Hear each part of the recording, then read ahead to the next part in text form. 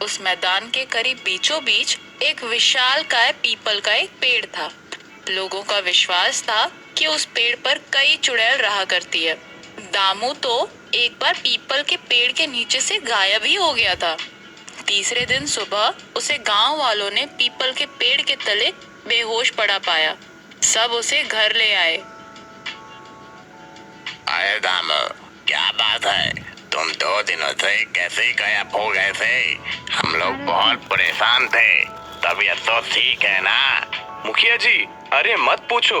मैं रात में अकेले घर आ रहा था। कोई मुझे साथ देने वाला नहीं था।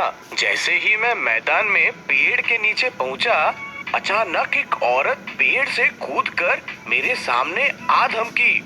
कपड़े तो उसने बड़े महंगे पहन रखे थे, लेकिन थी बड़ी खौफनाक और बड़ी डरावनी भी। अरे सुन, मेरे घर में आज झाड़ू पोछा लगाने वाला भूत काम पर नहीं आया है। चल तू झाड़ू पोछा का काम कर दे, पैसे वैसे दे दूंगी। और खाने के लिए छिपकली के सारे मांस रखे हैं, वो ले लेना। फिर वो मुझे टांगों से पकड़कर ले गई। घर के सारे काम करवाए, झाड़ू पोछा लगवाए, बर्तन साफ करवाए, बच्चों के पोटी वाले कपड़े साफ करवाए। बाप रे, चुड़ैल के बच्चों के पोटी वाले कपड़ों में क्या बदबू है। काम के बाद मुझे खाने के लिए छिपकली का भुजिया और तिलचट्टे के आटे की रोटी दी। यह खाना देखकर मैं तो बेहोश हो गया था। बाद में आप लोग मुझे उठा लाए। तो यही दामू आज भी घर लौट रहा था। हाथ के थैले में मछलियां थी, साथ में आज भी कोई नहीं था। तभी धप की आवाज हुई और उसने देखा सामने वही महंगे कपड़ों वाली चुड़ैल रास्ता रोक के खड़ी थी। क्या रे, आज तेरे थैले से मछलियों का गंध आ रहा है? उस दिन तो छिपकली बाजी और तिलचट्टे के आटे की रोटी के गंध से तू बेहोश हो गया था। चुड़ैल के खाने का तू अपमान करता है, इसलिए आज सजा के तौर पर ये सारी मछलियां मुझे देकर जाएगा।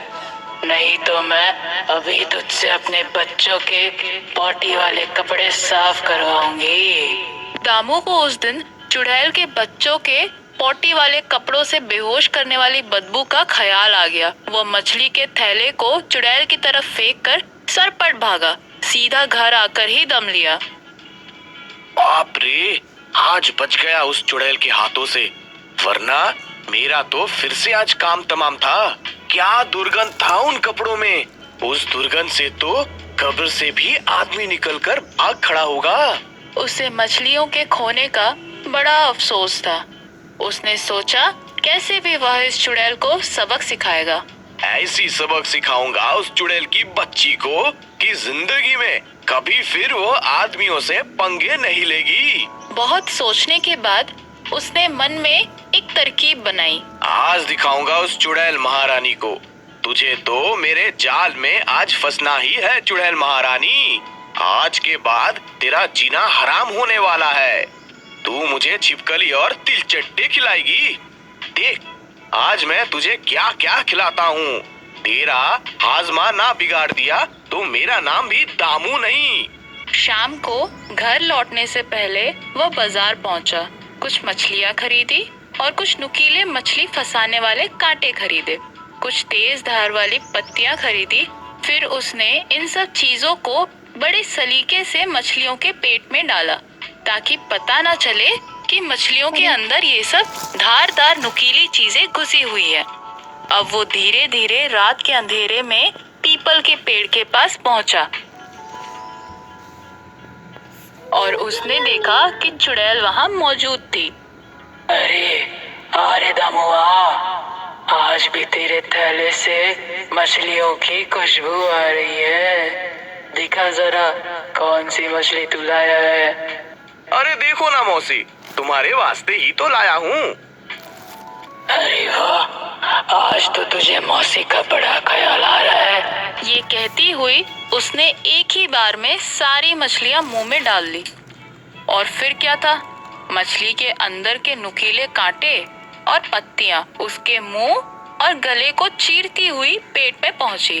पेट में जो धमाल मचा वो पूछो मत। चुड़ैल मारे दर्द के चीखती रही, चिल्लाती रही।